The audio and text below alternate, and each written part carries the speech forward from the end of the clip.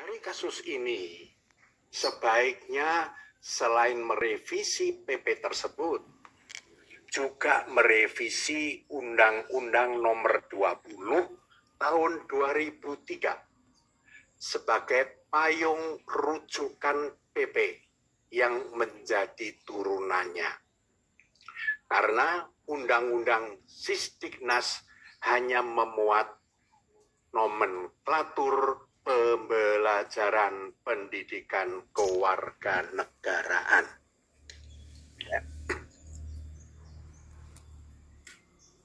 Selanjutnya menyangkut masalah konsepsi implementasi mencerdaskan bangsa. Refleksi kritis atas pembukaan Undang-Undang Dasar 1945 memerdekakan kehidupan bangsa hendaklah diletakkan pada momentum proklamasi 1945.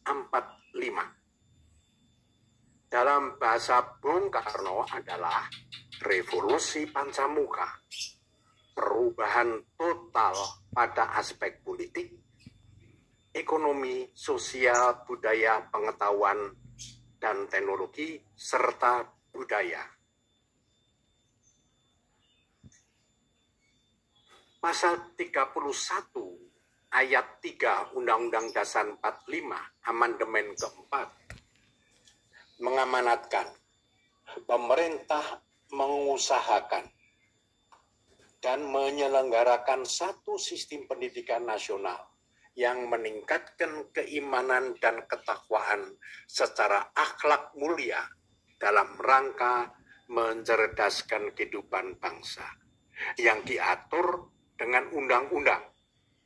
Jabarannya dituangkan dalam pasal 3 Undang-Undang Sisdiknas bahwa pendidikan nasional berfungsi mengembangkan kemampuan dan membentuk watak serta peradaban bangsa yang bermartabat dalam rangka mencerdaskan kehidupan bangsa.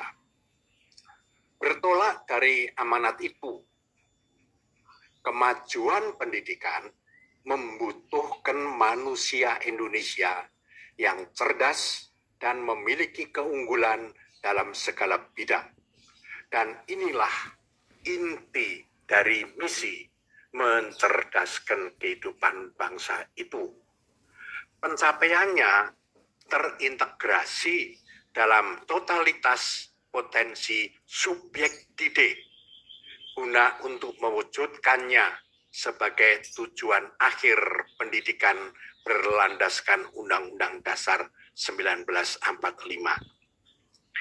Misi ini hanya bisa tercapai jika ada keselarasan praktek di 5 level kunci di Indonesia. Presiden sebagai penginspirasi dan pengarah. Menteri mengambil kebijakan. Kepala daerah petunjuk kebijakan. Dinas pendidikan penyelaras. Dan guru pelaku penerjemah. Pendidik harus mampu menjadikan subjek didik manusia merdeka seperti fatwa Ki Hajar Dewantoro sejalan yang telah diadopsi dalam Kredo Merdeka Belajar Kampus Merdeka. Dan yang terakhir,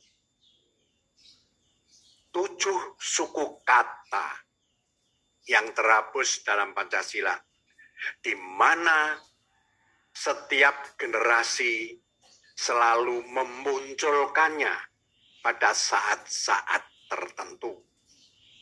Menurut pendapat saya, untuk menuntaskan masalah krusial ini secara elegan, kita jangan lagi berdebat di tataran filosofi, what is, tetapi hendaknya mendaratkan penggunaannya, what for, untuk kepentingan bangsa.